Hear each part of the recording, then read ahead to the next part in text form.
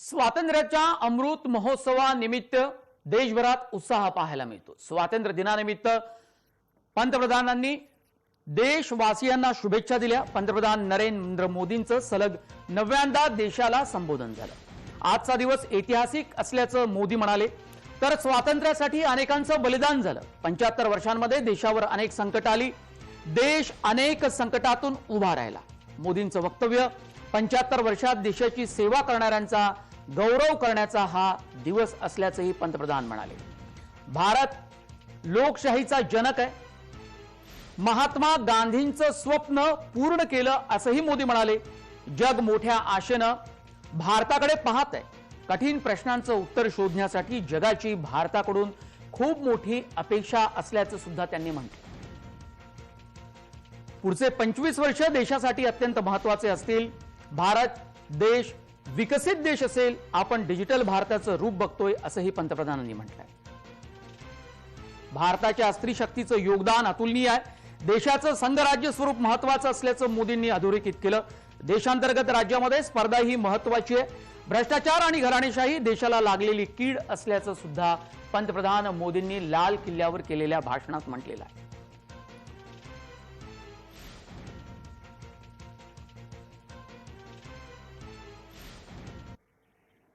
कईयों को जेलों में जीने के लिए मजबूर करके रखा हुआ है। हमारी कोशिश है जिन्होंने देश को लूटा है उनको लौटाना पड़े वो स्थिति हम पैदा करेंगे। भाइयों बहनों, एक निर्णायक कालखंड में अब हिंदुस्तान कदम रख रहा है और मैं लाल किले की प्राचीर से बड़ी जिम्मेवारी के साथ कह रहा हूं। और इसलिए भाइयों बहनों, भ्रष्टाचार दीमक की तरह देश को खोखला कर रहा है। मुझे इसके खिलाफ लड़ाई लड़नी है। हमें भ्रष्टाचार के खिलाफ पूरी ताकत से लड़ना है।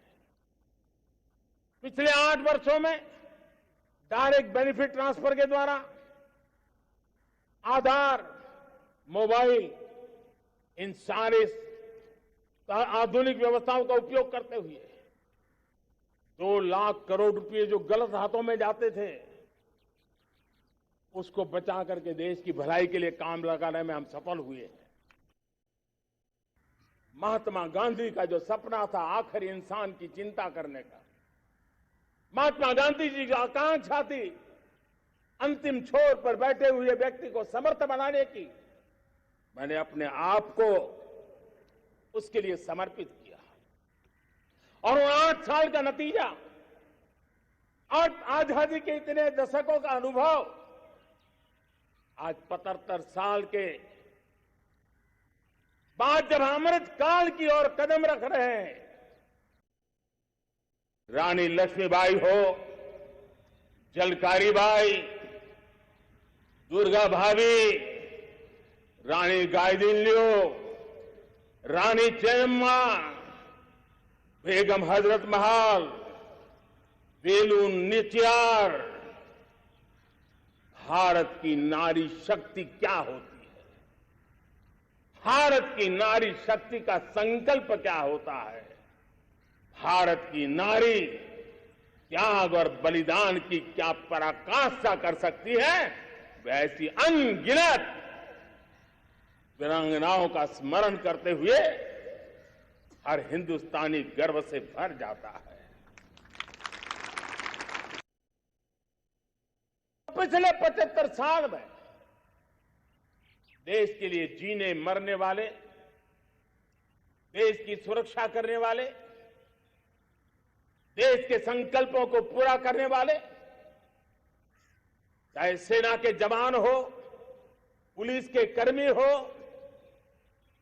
शासन में बैठे हुए ब्यूरोक्रेट्स हो, जनप्रतिनिधि हो, स्थानीय स्वराज की संस्थाओं के शासक प्रशासक रहे हो, राज्यों के शासक प्रशासक रहे हो, केंद्र के शासक प्रशासक रहे हो, 75 साल में इन सबके योगदान को भी आज स्मरण करने का अवसर है। डिजिटल इंडिया का रूप हम देख रहे हैं, स्टार्टअप देख रहे हैं। कौन लोग हैं ये वो टैलेंट है जो टियर 2, टियर 3 सिटी में किसी गांव गरीब के परिवार में बसे हुए लोग हैं। ये हमारे नौजवान है जो आज नई नई खोज के साथ दुनिया के सामने आ रहे हैं। गुलामी की मानसिकता हमें उसे तिलांजलि देनी पड़ेगी, अपने सामर्थ्य पर भरोसा करना होगा। दूसरी एक बात जो मैंने कही, तीसरी मेरी प्राण शक्ति की बात है। अमृत महोत्सव के दौरान देश ने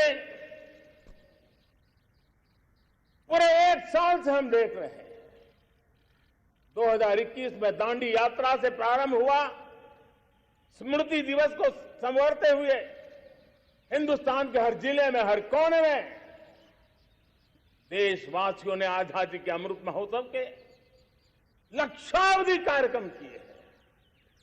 शायद इतिहास में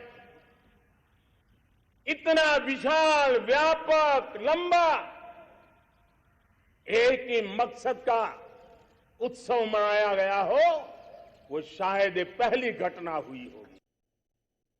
कभी अन्न का संकट झेला, कभी युद्ध के शिकार हो गए, आतंकवाद ने डगर डगर चुनौतियां पैदा की, निर्दोष नागरिकों को मौत के घाट उतार दिया गया, छद्म युद्ध चलते रहे, प्राकृतिक आपदाएं आती रही, सफलता विफलता, आशा निराशा, न जाने कितने पड़ाव आए हैं, लेकिन इन पड़ाव के बीच भी भारत आगे बढ़ता रहा।